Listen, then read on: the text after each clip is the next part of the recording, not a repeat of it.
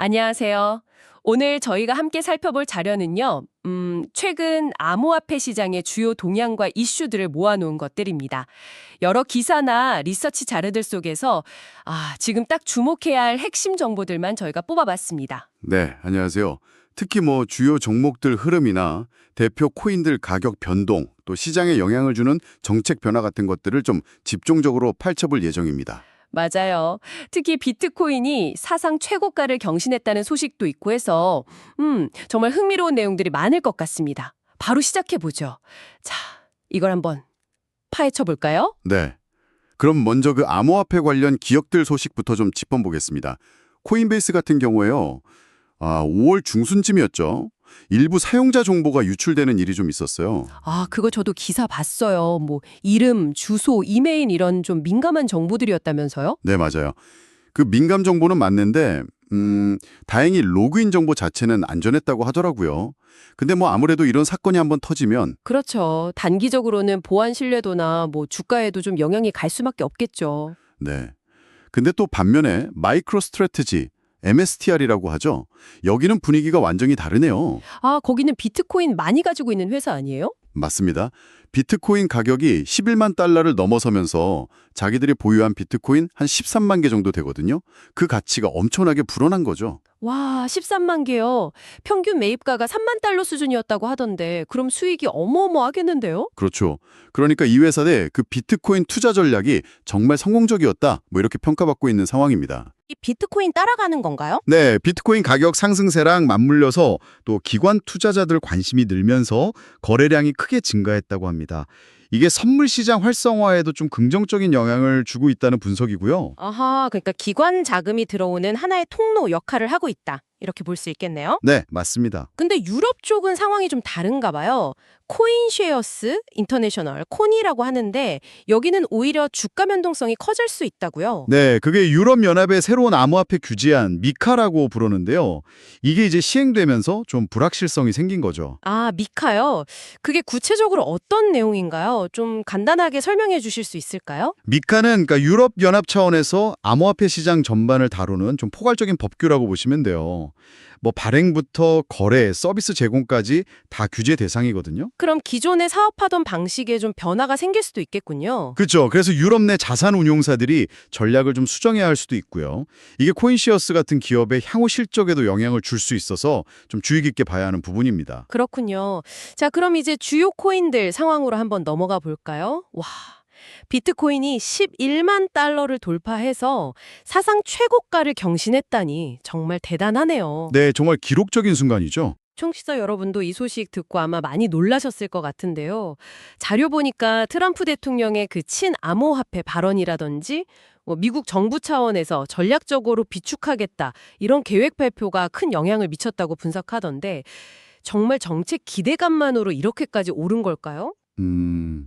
정책 기대감이 분명 중요한 촉매자가 된 건 맞습니다. 특히 미국 정부가 비트코인을 이제 국가 차원에서 관리할 수도 있다. 이런 신호는 시장에 아주 긍정적인 영향을 줬죠. 그렇죠. 아무래도 정부가 나선다고 하면 뭔가 다르니까. 네. 근데 단순히 그것만으로 다 설명하기는 좀 어렵고요. 기관 투자자들도 계속 들어오고 있고 또 인플레이션 해지 수단으로 보는 시각도 확산되고 이런 복합적인 요인들이 작용한 결과라고 봐야 할 것 같습니다. 시장에서는 연말에 16만 달러, 장기적으로는 100만 달러 간다는 전망까지 나온다면서요. 네, 그런 얘기까지 나오고 있죠.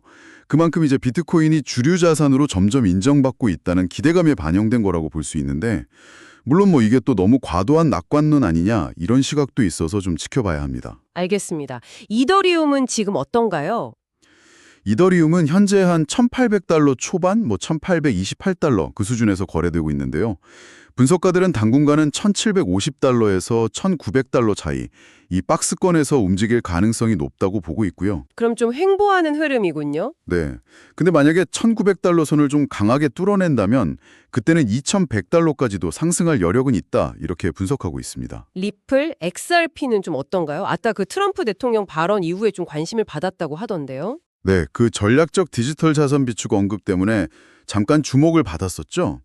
근데 여기서 청취자분들께서 꼭 기억하셔야 할 점은 리플은 여전히 그 SEC와의 소송이라는 큰 불확실성이 있다는 겁니다. 아, 맞아요. 그 소송 아직 안 끝났죠. 네, 계속 진행 중입니다. 그래서 이 소송 결과에 따라서 가격 변동성이 정말 클 수 있기 때문에 좀 주의가 필요한 코인이라고 할 수 있습니다. 그렇군요. 솔라나 쪽에서는 좀 황당한 뉴스도 있었네요. 엘리아스라는 밈 코인이 나왔는데 이게 뭐 테러 용의자를 추모하는 컨셉이었다고요? 아, 네, 저도 그거 보고 좀 그랬는데요. 워싱턴 DC 테러 용의자 이름으로 만든 밈코인이라고 하더라고요. 잠시 시가총액이 한 36만 8천 달러까지 올랐다가 바로 폭락했다고 합니다. 이게 뭘까요? 이런 현상은? 뭐 이런 게 바로 밈코인 시장의 극단적인 투기성 그리고 위험성을 보여주는 단적인 사례죠. 기술이나 가치보다는 그냥 유행이나 논란에 편승해서 가격이 막 급등락하는. 그렇죠. 특히 솔라나 생태계가 워낙 빠르게 크다 보니까 이런 종류의 프로젝트들이 좀 나오기 쉬운 환경이 된 것 같기도 하고요. 맞습니다. 아무튼 투자하실 때는 정말 각별한 주의가 필요하다는 걸 다시 한번 보여주는 사례라고 생각합니다. 네. 자, 그럼 이제 시장 전반에 영향을 미치는 좀 거시적인 이슈들도 한번 짚어보죠. 아까 잠깐 나왔던 트럼프 대통령의 전략적 비축 계획 발표 외에 미국 상원에서 그 스테이블 코인 시장 안정을 위한 법안, 지니어스 법안이라고 하던데 이게 통과된 것도 좀 주목할 만한 소식 같아요. 이건 어떤 의미가 있을까요? 네, 그 지니어스 법안은요. 스테이블 코인 발행자들에 대한 규제 요건을 좀 명확하게 하려는 시도라고 볼 수 있습니다. 아, 규제를 좀 명확히 한다. 네. 규제가 명확해지면 아무래도 불확실성이 줄어들잖아요. 그러면 이제 전통금융기관들이 스테이블 코인 시장에 좀 더 적극적으로 참여할 수 있는 길을 열어줄 수 있다는 기대가 있습니다. 장기적으로는 암호화폐 시장의 안정성이나 신뢰도를 높이는 데 기여할 수 있겠죠? 긍정적인 움직임이네요. 그런데 또 이런 제도권 편입 움직임과는 좀 대조적으로 비트코인 가격이 오르면서 투자자들을 직접 노리는 물리적인 범죄, 뭐 납치나 폭력 같은 심각한 범죄가 늘고 있다는 소식은 정말 좀 걱정스러운데요. 맞아요.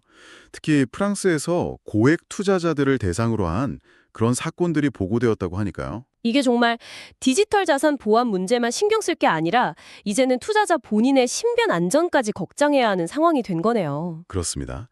특히 이제 고액을 보유한 걸로 좀 알려진 투자자들이 표적이 될 가능성이 높아지고 있어서요. 뭐 자기가 자산을 얼마나 가지고 있는지 과시하지 않는 것도 중요하고 여러모로 좀 각별한 주의가 필요해 보입니다. 네, 정말 그렇네요. 자, 오늘 살펴본 내용들을 좀 정리해보면요. 비트코인은 뭐 정책 기대감이나 기관자금 유입 이런 거 힘입어서 역사적인 고점을 찍었고요. 네, 아주 강한 상승세를 보였죠. 하지만 또 코인베이스 해킹 사건이나 리플 소송 같은 개별적인 위험 요소들도 여전히 존재하고요. 또 스테이블 코인 규제처럼 시장을 좀 제도권으로 끌어들여라는 움직임도 있지만 반대로 투자자를 직접 노리는 물리적인 위협이라는 새로운 그림자도 좀 짙어지고 있는 것 같습니다. 맞습니다.